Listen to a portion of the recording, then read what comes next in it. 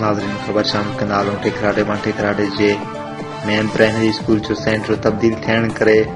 शागिर्दनि शहरनि सियासी समाजी माण्हुनि जो मुज़ाहिरो सेंटर खे बहाल करण जो मुतालबो। टिकराडे में 1913 ईस्वी खां क़ाइम मेन प्राइमरी स्कूल जो सेंटर तब्दील थी वियो आहे, जंहिं सबबि प्राइमरी शागिर्दनि जी तालीम दाव ते लॻल हितां जी शहरनि लियाकत अली मातम, इमामुद्दीन मंगरियो, अली असगर मातम, करम अली गुलबहार महर,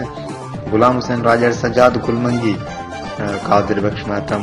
रजब अली मातम, मोहम्मद आशिक मातम समेत ॿियनि सियासी समाजी माण्हुनि शागिर्दनि एहतजाज दौरान सहाफ़ियुनि सां ॻाल्हाईंदे चयो त हिन मेन प्राइमरी स्कूल जे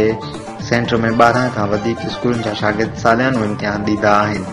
जंहिंखे तब्दील करण सां हुननि स्कूलनि समेत हिन मेन प्राइमरी स्कूल जे शागिर्दनि जी पिण तालीम मुतासिर थींदी। उन्हनि सिंध जे वॾे वज़ीर सैयद मुराद अली शाह ऐं